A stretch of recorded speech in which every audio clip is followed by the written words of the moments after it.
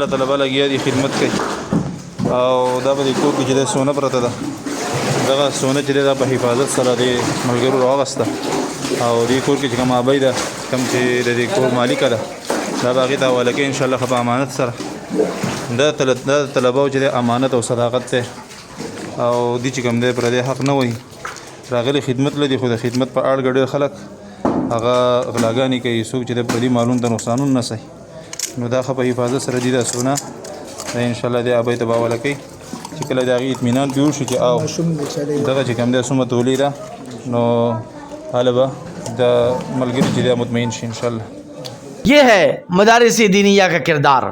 یہ ہے علماء اور طلباء کا کردار جو آپ سے ہمیشہ مخفی رہتا ہے. لوگ پوچھتے ہیں نا کہ ان مدارس والوں نے، ان علماء نے پاکستان کو اور پاکستانی معاشرے کو کیا دیا ہے، تو یہ کردار آپ کے سامنے پیش کیا ہے علماء، طلباء نے اور مدارس دینیہ نے. اور یہ واقعہ پہلی مرتبہ نہیں ہوا، اس طرح کا کردار پہلی مرتبہ رونما نہیں ہوا. اس سے پہلے 2004 اور 2005 کے اندر جب کراچی کے اندر طوفانی بارشیں ہوئیں اور سیلاب آیا تو اس وقت بھی مدارس دینیہ کے طلباء کا اسی طرح کا کردار امت کے سامنے آیا تھا، اور پھر وہ واقعہ اخبارات کی زینت بھی بنا.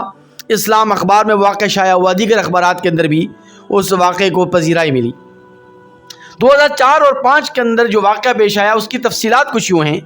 کہ ہمارے مادر علمی جامعہ بن نوری ٹاؤن کے طلباء کو ایک پیسوں سے بھرا ہوا بیگ ملا جس میں تقریباً 36 لاکھ روپے تھے، 36 لاکھ روپے، اور اس وقت ڈالر جو ہے وہ 57 یا 58 روپے کا تھا. تو موجودہ حساب سے اور ڈالر کے حساب سے اس وقت جو رقم بنتی ہے وہ تقریباً 1,78 لاکھ روپے بنتی ہے. 1,78 لاکھ روپے سے بھرا ہوا بیگ جب جامعہ بن نوری ٹاؤن کے طلباء اپنے کمرے میں لے کر گئے، بیگ کھولا گیا تو اس کے اندر جب یہ رقم برآمد ہوئی تو ان کے جسم پر کپکپی طاری ہو گئی، طلباء کے جسم پر کپکپی طاری ہو گئی اور عجیب سی کیفیت ان پر طاری ہو گئی، کیونکہ وہ پریشان ہو گئے، مضطرب ہو گئے، بے چین ہو گئے کہ اتنی بڑی رقم ہمیں ملی ہے تو اس رقم کو مالک کے پاس اور صاحب حق کے پاس کیسے پہنچائی جائے گی. بڑے پریشان ہوئے، اور اس وقت موبائل فون کا بھی اتنا دورہ نہیں تھا جس طرح کہ آج کل موبائل عام ہے، اور مدارس میں تو ویسے بھی آپ کو پتہ ہے کہ موبائل فون پر پابندی ہوتی ہے. تو بہرحال جیسا کیسا کر کے طلباء نے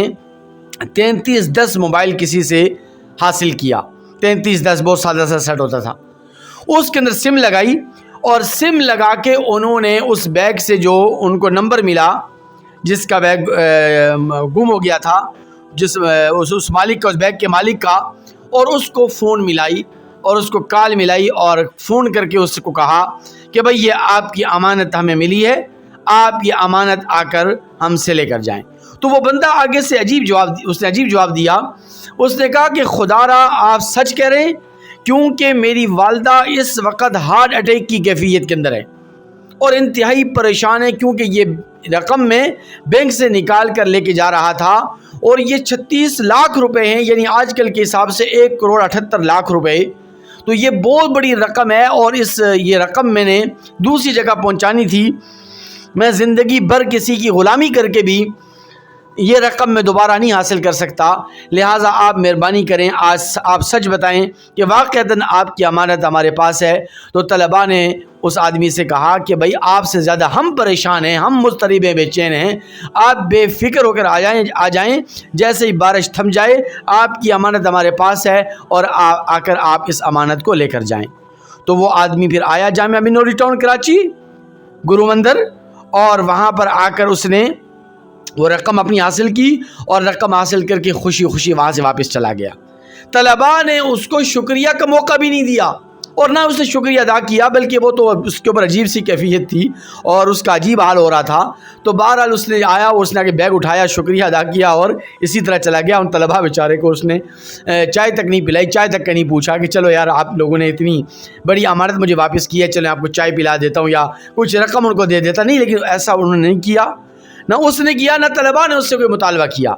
تو بہرحال یہ طلباء کا اور مدارس دینیہ کا کردار ہے. اور اس وقت صوبہ خیبر پختونخوا کے اندر جو سیلاب آیا ہوا ہے، ان سیلاب کے متاثرین کی مدد میں مدارس دینیہ کے طلباء علماء پیش ہیں،